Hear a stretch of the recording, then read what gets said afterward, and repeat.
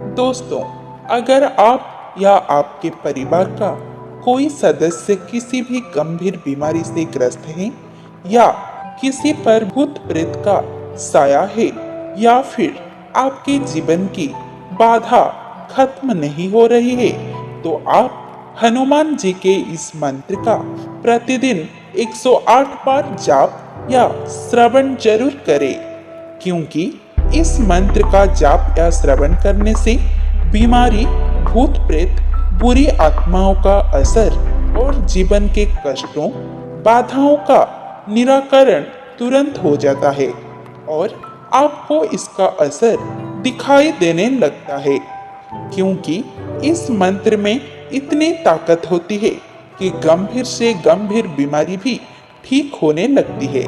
और अगर किसी के शरीर पर आत्मा ने कब्जा कर लिया है तो वो भी तुरंत शरीर से निकल जाती है।